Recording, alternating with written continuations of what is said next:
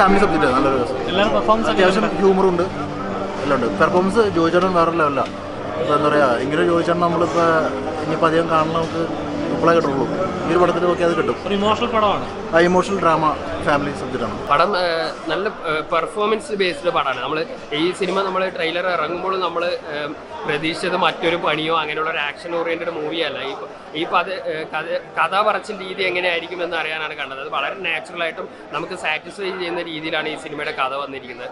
കാരണം ഒരു ഫാമിലിക്ക്, ഏതൊരു ഫാമിലിക്കകത്തോ അല്ലെങ്കിൽ നമുക്കറിയുന്ന ഫാമിലികൾക്കകത്ത് നടക്കുന്ന സംഭവങ്ങൾ തന്നെയാണ്. അത് പ്രായം ആകുമ്പോൾ ഒരു സ്വത്ത് വിഭജനം അങ്ങനെയുള്ള ഒരു ഘട്ടത്തിലെത്തുമ്പോൾ ഒരു ഫാമിലിയിൽ ഉണ്ടാകുന്ന ഫ്രിക്ഷനുകളും അതിനെ തുടർന്നുണ്ടാകുന്ന സീനുകളുമാണ് ഈ സിനിമയിൽ കാണിച്ചത്. വളരെ നാച്ചുറലായിട്ട് സിനിമയിൽ വന്നിട്ടുണ്ട്. ലീഡ് ആക്ടേഴ്സായ ജോജു, സുരാജ്, അലൻസിയർ നല്ല കാസ്റ്റിംഗ് ആണ്, പെർഫെക്റ്റ് കാസ്റ്റിംഗ് ആണ്. അവർക്ക് ശരിക്കും നമുക്ക് ആ ഏജ് ഓർഡറിൽ തന്നെ അവരെ ഫീൽ ചെയ്യുന്ന രീതിയിൽ അവർ ആ കഥാപാത്രത്തെ അവതരിപ്പിച്ചിട്ടുണ്ട്. പിന്നെ സ്ത്രീ കഥാപാത്രങ്ങളായാലും ന്യൂജൻ കഥാപാത്രങ്ങളായിട്ട് ഇപ്പോൾ ആനന്ദത്തിലെ പുള്ളി, എല്ലാവരും ഇതിനകത്ത് തോമസ് മാത്യു, എല്ലാവരും നല്ല ഗംഭീര പെർഫോമൻസ്. തോമസ് മാത്യുവിൻ്റെ ശരിക്കും ഒരു സർപ്രൈസ് പെർഫോമൻസ് ആയിരുന്നു. കുറച്ച് ആ പുള്ളിയിലൂടെ കഥ സഞ്ചരിക്കുന്ന മൊമെന്റ്സ് കൂടെ വന്നിട്ട് പുള്ളി നല്ല കൈയടക്കത്തോടെ. പിന്നെ ജോജുവിന് എന്താ പറയുക, നമുക്ക് ഇടപെടേണ്ട ഒരു സീൻ ജോജുവിൻ്റെ ഉണ്ടാകുന്ന നേരത്ത് ഒരു ഗംഭീരമായിട്ടുള്ള ഒരു സീനും ഉണ്ടായിരുന്നു. അപ്പോൾ വളരെ നാച്ചുറലായിട്ട് ഒരു സ്ലോ പേസിൽ പോകുന്ന ഒരു ഫാമിലി ഡ്രാമയാണ് സിനിമ. ത്രില്ലർ സ്വഭാവത്തിലുള്ള സിനിമയൊന്നും അല്ല. കാരണം ഇപ്പോൾ കൂടുതൽ ത്രില്ലറുകൾ വന്നുകൊണ്ട് അങ്ങനെ അങ്ങനെ ട്വിസ്റ്റുകളൊന്നുമില്ല.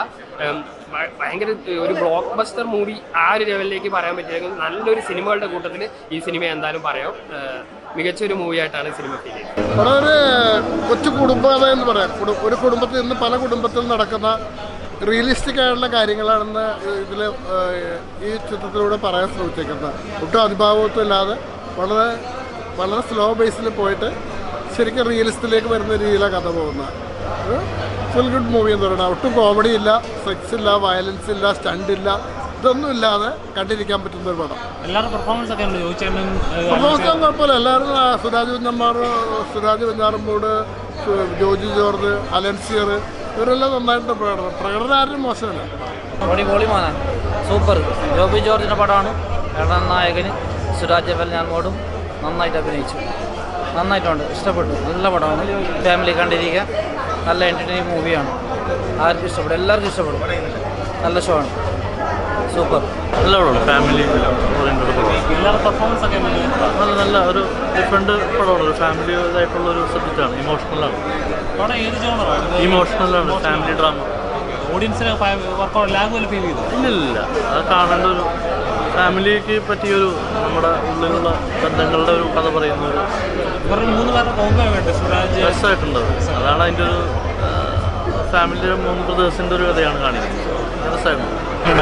പടം സൂപ്പറായിരുന്നു. നല്ല ഫാമിലി മൂവിയാണ്, എല്ലാവർക്കും കാണാൻ പറ്റുന്ന ഒരു മൂവിയാണ്. എല്ലാവരും നന്നായിട്ട് ചെയ്തു. എല്ലാവരും സബ്ജക്റ്റ് എങ്ങനെ ഉണ്ടായിരുന്നു?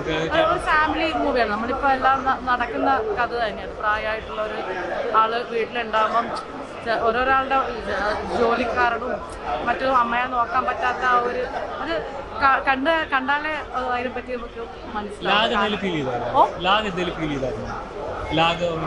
ഇല്ല എനിക്ക് അവനൊന്നും തോന്നി. നല്ല പടം.